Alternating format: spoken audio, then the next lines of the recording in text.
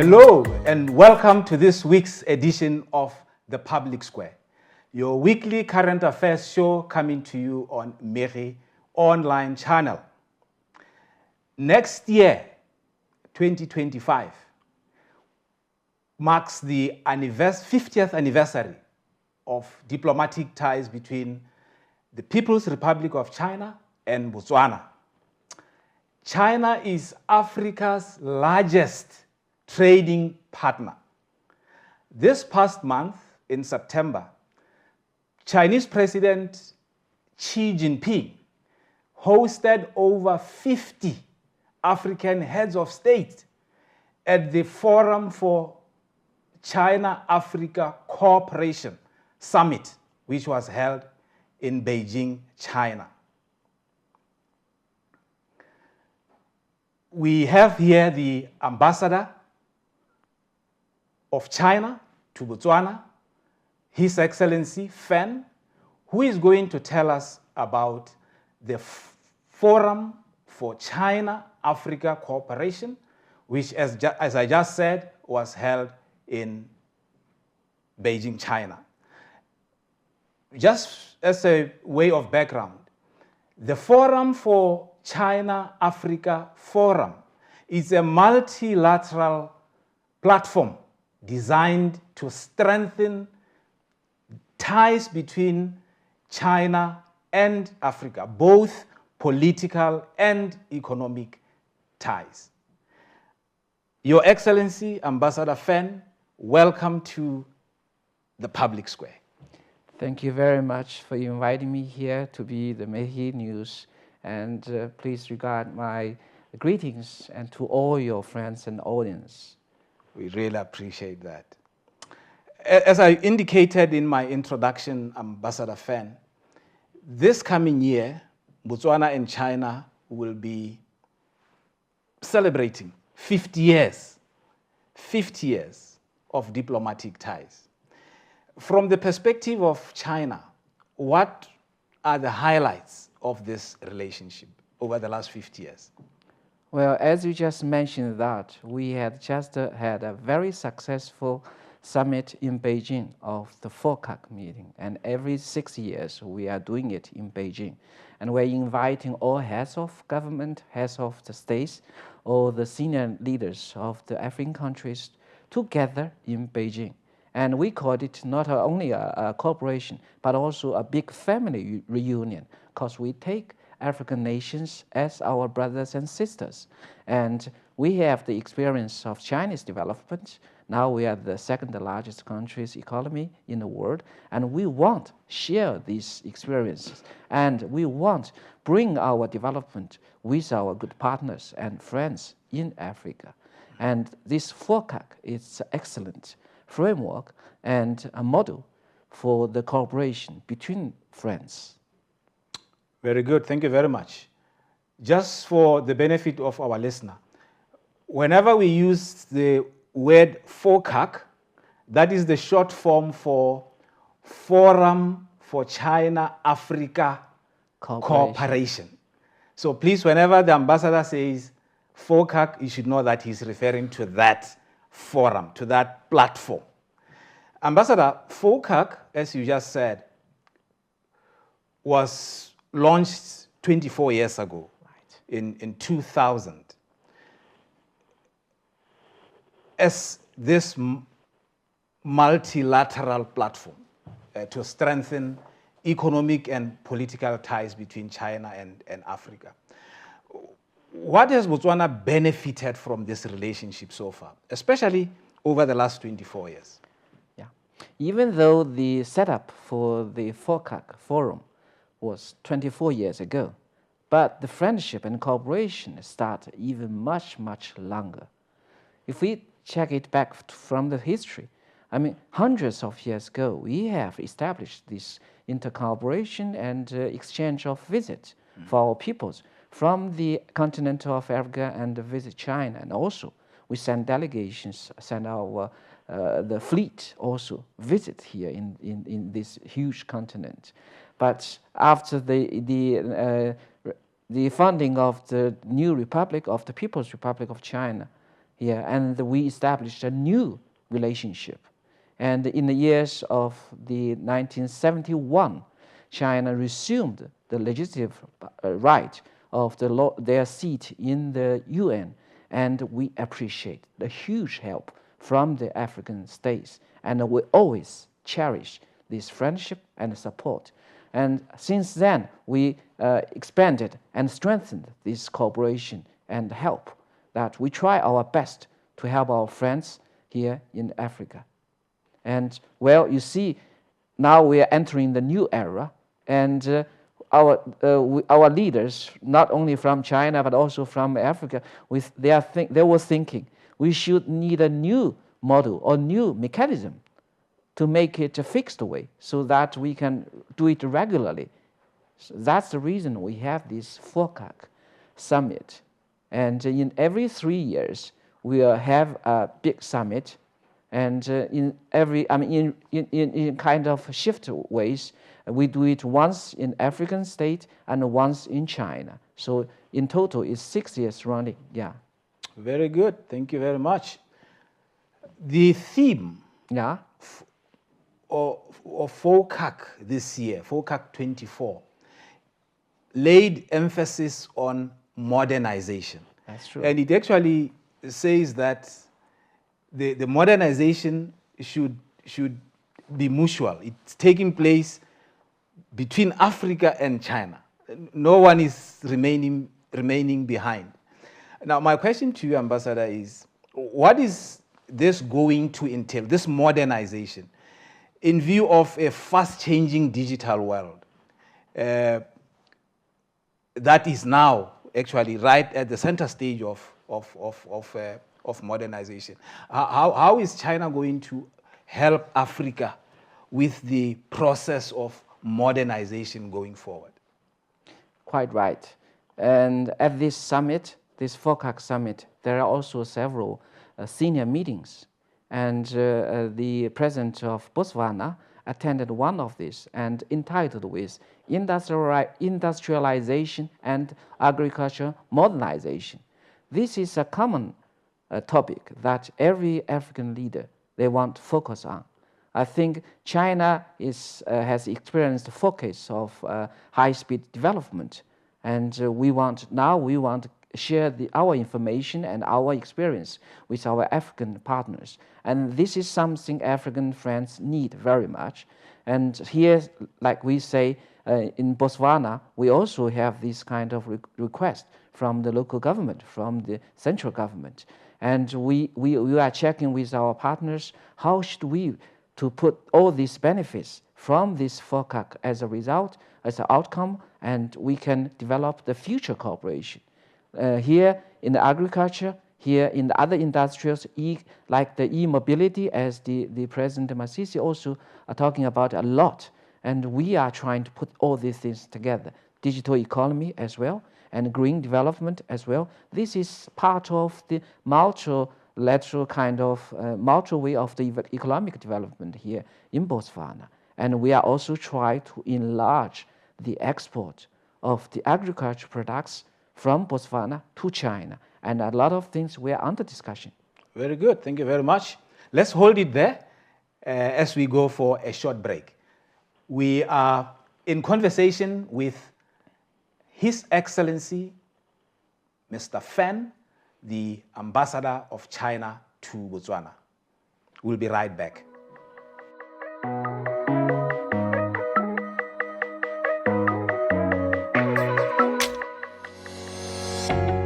Have you downloaded BW News app? Your one-stop shop for Botswana's leading newspapers. If not, what are you waiting for? Start reading the print editions of Botswana's leading newspapers as they appear in the newspapers on any device. The BW News app features the Midweek Sun, Botswana Guardian, Mehi, and the Monitor, updated in an easy-to-flip-through format once the papers are printed. Our packages include current affairs, which creates seamless access for one organizational setup. You can add up to 100 users at affordable rates. After subscription, you will have access to our PDF archive from the past 1 year. You will also receive notifications on your phone as soon as the newspapers publish. You can open your favorite title and share it in text format, and also change the font size and screen light to your choosing. Too busy to flip through and read? The BW News app will read the article for you, and it can also translate from English to the language you're comfortable with. Get the BW News app from the Google Play Store and the App Store and enter a world of up-to-date news presented as it appears in the physical paper.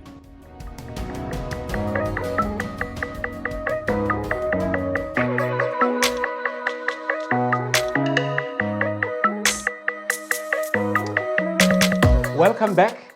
If you are just joining, we are on the public square.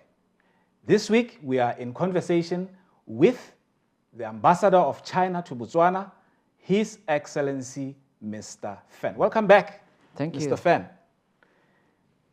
I want to take you back one step regarding this time the bilateral relations between China and Botswana. What would you say are the highlights over the last few years? Right. Thank you very much. As you just mentioned before, that early next year, we are going to celebrate our 50th anniversary of the diplomatic relations. And even before that, before China and the People's Republic of China and the Republic of Botswana, we didn't enjoy the diplomatic relations. In one of the UN Assembly in the year 1971, that's the year China resumed their lawful seat in the UN. And Botswana was among the states that supported China. And we win this great historical victory. And we always appreciate the great help. And we always cherish this friendship from the people of Botswana and from the government of Botswana. So ever since the funding of the diplomatic relations that we had, we helped each other. We built the mutual trust of the political, and in the economic trade, we also boost up our trade volumes. And last year, the figure is nearly 70 million US dollars. That is quite large. No, I'm sorry, it's 700 million US dollars. That is a huge number. Definitely, we keep kind of a balanced way. We export a lot of things, and also we import a lot of things. But we are trying to enlarge the things that China will import from Botswana. Definitely, in the past decades, China invested some here in Botswana, and also a lot of Chinese companies were participating in the construction of infrastructures. A lot of railways, roads, constructions has been done. And also some schools, we helped the local government build them. And namely, I have some numbers for you, because we know that in the past, China have aided the Botswana government. We constructed 4 primary schools. And I can show these names, and they are in different places. And that's one in Dino Kwane Primary School, that's in Sarowe. And also there's Kubang Primary School in Maun. And Mopane Primary School is close to the capital. And also we are now in construction with the Ramaeba Primary School in Kajungula. And all these schools, they can enable more kids of the neighboring area to enjoy a better facilities for the education. And China has also helped to build 2 Confucius institutes here. One is in the University of Botswana, and one is in the University of Botswana International Universities for Science and Technology. And over the past few years, more than 300 Botswana government employees has been sent and joined the Chinese government scholarship. They are studying in China. And also over 500 people participated the Chinese sponsored seminars in China. And this is something we can sharing our experience and sharing our know-hows to the people of Botswana.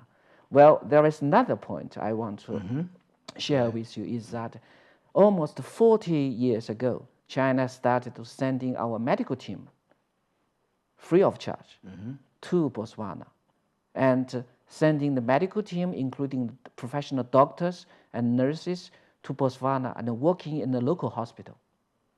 They are providing surgeries. They are helping the training of the local doctors and nurses, and they provide excellent services to thousands of the people in Botswana.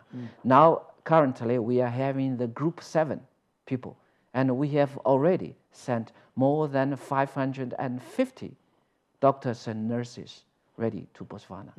Every one of them enjoyed the life here and their work here, and also they enjoyed the life and time here.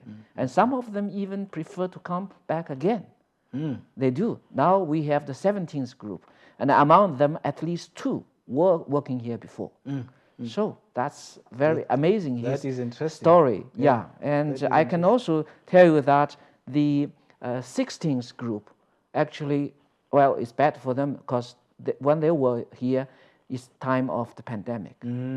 So they tried very hard and worked together with their local colleagues to fight together with the virus and to safeguard the health and the life of the people of Botswana. This is amazing stories. It is, indeed. Thank you very much, Your Excellency. Now, one of the pillars of FOCAC is to promote people-to-people cooperation, or civilization to civilization cooperation in the form of cultural exchanges between China and the continent. In the case of Botswana, China relations specifically, what is China doing in that regard? Well, among this, at this summit, my president, His Excellency Mr. Xi Jinping, announced 10 partner action that China will implement in the next 3 years. And I can share with you, among these 10 actions, there are the, of course, with the principle of the equality and mutual respect.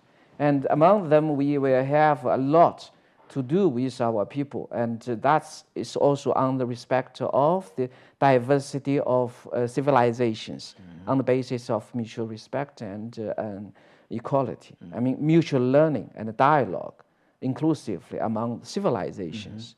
So we are encouraging this. We are China. We will provide African countries with seminar and scholarships even more than before.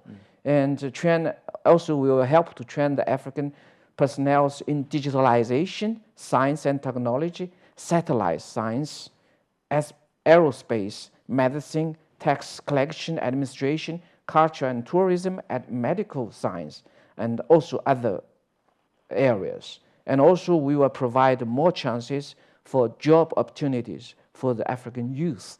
And we were encouraging more universities to collaborate with the local universities and colleges here to have kind of vocational training in plus the cultural and the language education. And we are also encourage tourism cooperation. We try to enlarge the numbers of the Chinese tourists to come here, to visit here, because it's better way to understand the local and also the culture, the food, and everything here. We do hope that there will be more and more Chinese people visit here, this beautiful land of Botswana. Good. I actually love Chinese food, so okay, that's a good one. That's a good point to break. Yeah. We are in conversation with the ambassador of China to Botswana, His Excellency Mr. Fan, on the public square. We'll be right back.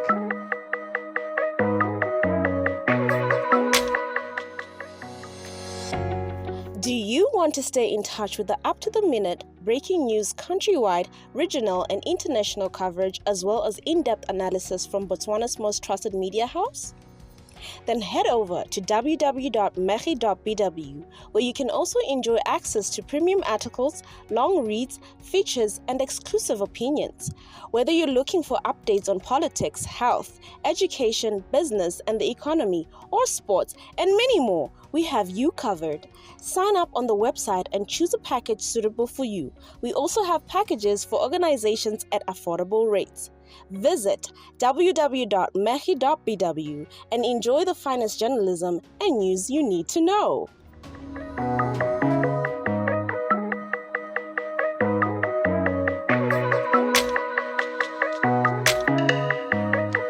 If you are just joining us, we are on the public square. This week, we are in conversation with the ambassador of China to Botswana, His Excellency, Mr. Fan. Welcome back. Thank you. Mr. Fan. Thank you. China has done very well over the last 50 years in terms of ending poverty. Actually, I was reading somewhere, and according to that source, China has lifted over 850 million people out of poverty over the last so many years. Not only that, China has also attained food security. So you are able to feed this large society population that is China. Presently, Africa is experiencing a problem of urbanization. A lot of, especially young people, moving from the rural areas into the urban areas. Now, that's one thing that China did very well, managing urbanization. And part of the reason why you have lifted out so many people out of poverty is because of how you managed your urbanization. Now, in the case of Africa, we see a lot of unemployment, we see a lot of squatter settlements, squalor conditions in and around the cities. What can China do to assist Africa as part of this cooperation to deal with this problem of urbanization, especially the bad effects of urbanization? Well, I thank you. Yeah, because this is a very important part of the question to take. 2 years ago, the Chinese president announced that China won the victory or the campaign of eradicating the extreme poverty of the Chinese people. But that took us more than 40 years, constantly effort and input of the energies. Even thousands of the Chinese officials lost their lives in doing that one. Because we are sending the central government officials, the provincial government officials to the far area villages to help the development of those less developed areas. And our government is constantly focused on solving that problem. And also we did have a lot of experiences, and we want to also share this with our dear friends here in Africa. You mentioned about the problems of urbanization. It is true, we came across that problem, and we find some solutions. But every country have their own national development strategy, but that goes well with their national conditions. We want to share this experience and knowledges with our friends, but we don't want you to copy these things. We want to be your friends. We want to share these things, but we don't want to be the lecturer. And we want our people to get some information, and we call it our way of Chinese modernization. Even though in the past few decades, China experienced a high-speed development, and meantime, we also enjoyed the long term of social stability. And that means the government put a lot of investment and energy in maintaining this balanced development. Because China had the well-developed areas, but we do have the less developed areas. We will try to get some support from the developed areas to the less developed areas. So the whole country, the whole nation will enjoy this well-balanced development. So when the central government, they are making the decisions, they have to take everything into consideration. The unemployment is the key point. How to avoid this problem when we take the use of the new technologies. So how shall we try to avoid when the new technologies are introduced, why that brings the loss of the jobs? That means we have to create more job opportunities to the people. And we may find more things, service, tourism, and other fields. That we can do a lot. And the green economy, maybe, like the solar energy, like the green development, like the economic and the vehicles things. A lot we can share. That's right. Yeah. Very nice. That's interesting. Now, some African countries have expressed frustration that they are unable to access Chinese markets. In other words, apart from just exporting, say, minerals, metals, and oil, they are unable to export other products or goods. I know this matter was dealt with some detail at FOCAC 2024 last month. What kind of products is China looking for coming from Africa? Yeah, quite right. At the summit of FOCAC 2024, my president announced the 10 action plan and the partner actions. And among them, we will provide the easy access for the African products to Chinese market. China have a very huge domestic market and welcome all the world the good products. And especially we want to increase the export from Africa, from the continent to China.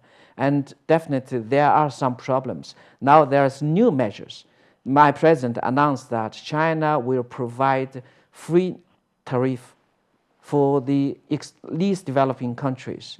Almost 98% of the products of these 33 countries, they will have the green lights to go to China without any expenses of the tariff. And we will provide even easier access for the African products to China. Well, take the example of Botswana. We know that you have excellent beef. You know, you have very nice citrus products, and also your government also want to export them to China. We are under discussion. We want to also help you to China. We can import something, but definitely there are some procedures, some documents we should discuss, and the procedure is undergoing right now. We do hope that we can implement this soon. Thank you very much, Ambassador. Unfortunately, the tyranny of time dictates that we end our conversation here.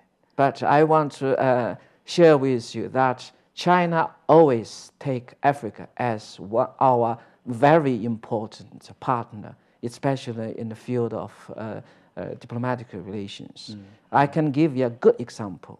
It has been more than 30 years that my foreign minister, whenever they are arranging their first visit in a year, they always pick up the African states to be the destination for them to visit. And it has been nearly 35 years now. We can check it. It has been done year by year. Wow, that is so interesting. I didn't know that. Anyway,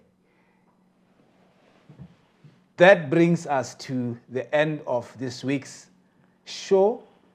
We look forward to having you again on the Public Square next week. Thank you very much, Your Excellency. Thank you. Pleasure. For having been on the Public Square. Thank you.